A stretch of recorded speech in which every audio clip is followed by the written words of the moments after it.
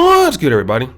It's your boy, O'Shea Duke Jackson, back at it again with another episode of The Celebrity Jump. I've been getting a lot of emails and notifications about the recent arrest of young Pharoah. And I've been, getting a lot of people tell me about this. And I've been seeing videos trying to gather my own information. But the most accurate information that I found came from a channel by the name of Soul Energy TV.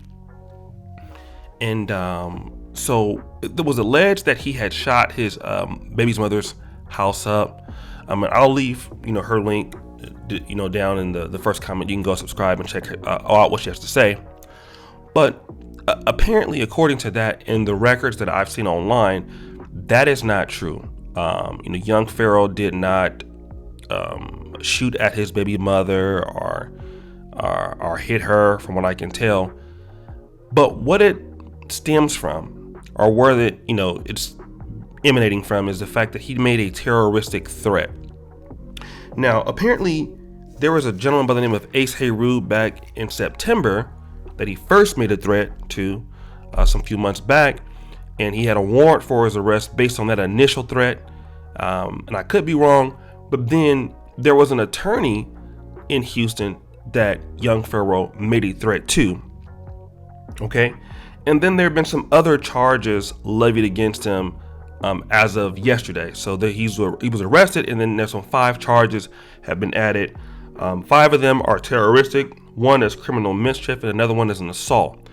Now, according to what I have heard, I don't know if it's true, but those of you who live in Houston or in the Texas area, 5 misdemeanors equals 1 felony, and which is typical when you have charges, not that you're convicted, but they give you a bunch of charges, and typically that's their negotiation power. They drop some and try to try you for the best ones. So all of that. But let me just kind of talk about young Pharoah in him as a YouTuber. Young Pharoah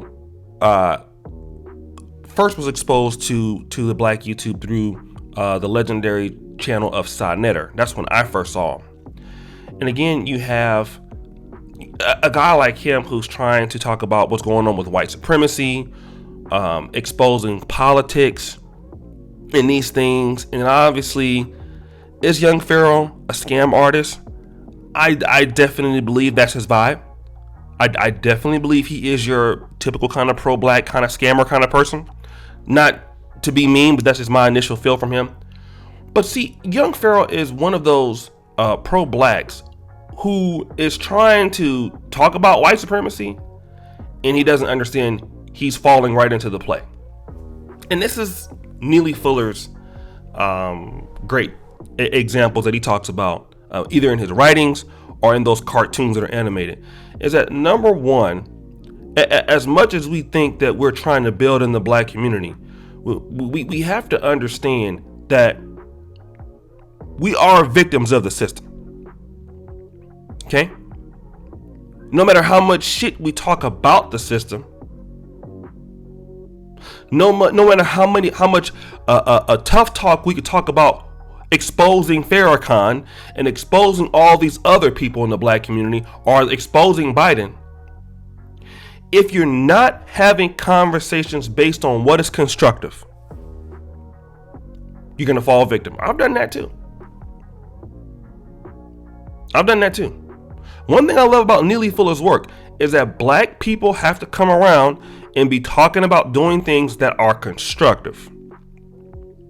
And that's one criticism that I think the community that young Pharoah comes from, that kind of community in general, in that kind of pro-black community. And, it's just, there's a lot of roasting going on all the time, a lot of, things going on all the time. And so they take that out to the street with them. And young Pharoah has been imploding for a long time. He got problems. But it emanates for the fact that you want to help black people, and then the majority of your problems are you're not realizing you are the problem. You're not realizing that you're not a part of the problem. That, I believe, how young Pharoah feels. He's sort of he is very unaccountable for his actions, what he does, how he acts. You see? And so he goes out and I mean, a guy got a brand new opportunity in life to do something different. He left Buffalo. He got a lot of YouTube success. And then he moved to Houston just to continue to do the same stupid shit he was doing in Buffalo. He could have stayed there. And here's the guy who, no matter what you do for him, he gonna always blow it. Because the mental infrastructure is not there. This is not about me kicking nobody when he's down. This is about somebody, this might be telling the truth. And this is typical of a lot of people that come out of certain, camps and everything like that, certain thoughts. Doesn't have to be they all agree on the same, Pan-African ideology. Look at Brother Polite, he's the same way. Umar Johnson is the same way. Those are three different guys, three different opinions on the Black America. But they're all that kind of that level of dusty Pan-Africanism and kind of Hotepism, that kind of thing, and that kind of metaphysical talk. Those things don't lead anything that's constructive. And we got to realize that whenever black people come across something, it got to be about construction. Otherwise, you end up being victim to the same people you're complaining about. Okay? And this is young Pharoah. And a lot of people like that talk. A lot of people like guys like young Pharoah. Talented speaker, talented guy, he's entertaining. But he's not a guy that's intelligent enough to do something that's building. This is not me hating on him. I'm just going to be real. Even Umar. Umar is a very intelligent man when it comes to academia. He cannot build nothing. Umar is not a community builder. He's a destroyer. So it's polite. It is what it is. There are certain guys who can talk, but there are guys who talk about white supremacy and don't even understand that their activities and behaviors is what they want. A lot of the people in the supremacy department, they want black men that can't do anything to have the attention of the masses. This is exactly what they want.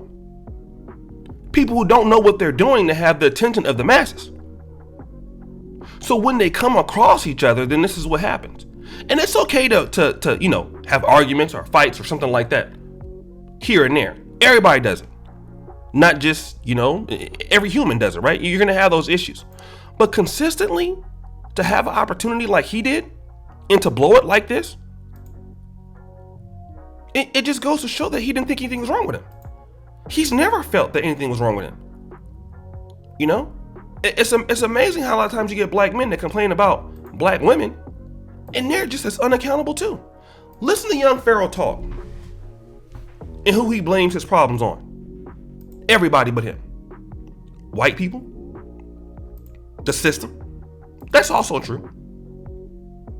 But ultimately, your actions are what justify what you're doing. Because you still have a chance to do something productive in life. That's one thing I notice about YouTubers. When they start getting money, they start to know how they can take advantage of their audience. And they think they're gods. It's just the truth. And this is where he finds himself right now, possibly on the way back to jail. And if he gets out, he'll do the same thing. He'll continue to do the same thing until it becomes something he can't get himself out of. Whether it becomes his own death or going back to prison. If he doesn't get help and realize he's his own problem.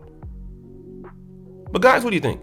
It's your boy, O'Shea Duke Jackson, back at it again with another episode of The Celebrity Junk. I really appreciate you for all that you do. Subscribe, hit the bell, check out the first comment at the top. And as you know, the buffoonery remains at an all-time high. I'm out.